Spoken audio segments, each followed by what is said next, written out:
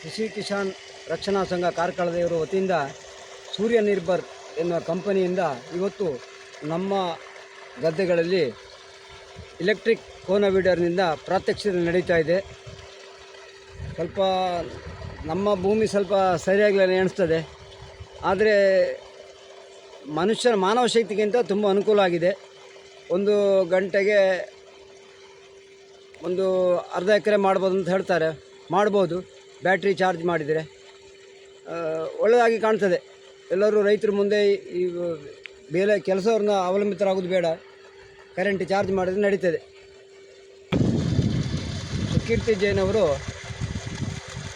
ಕಿಸಾನ್ ರಕ್ಷಣಾ ಸಂಘ ಕಾರ್ಕಳದಿಂದ ಬಂದು ನಮಗೆ ಡೆಮಾನ್ಸ್ಟ್ರೇಷನ್ ಮಾಡಿಕೊಟ್ಟಿದ್ದಾರೆ.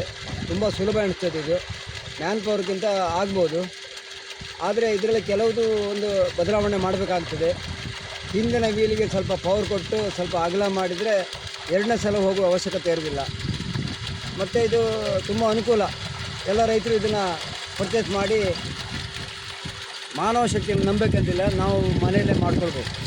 ಹೆಸರು ಸರ್ ನಿಮ್ಮದು? ನನ್ನ ಹೆಸರು ಕೆ ಶಿವಮೂರ್ತಿ ಉಪಾಧ್ಯ ಅಂತ, ಕೋಟು ಕೊಡಿಕೆರೆ, ವಿಧಾತ್ರಿ ರೈತ ಸಂಘದ ವಿಧಾತ್ರಿ ರೈತೋತ್ಪಾದಕ ಕಂಪನಿಯ ಡೈರೆಕ್ಟರ್ ಮತ್ತು ಹಾಗೂ ದಕ್ಷಿಣ ಕನ್ನಡ ಹಾಲು ಉತ್ಪಾದಕರ ಸಹಕಾರ ಸಂಘ ಕುಲಶೇಖರ ಮಂಗಳೂರಿನ ನಿರ್ದೇಶಕ.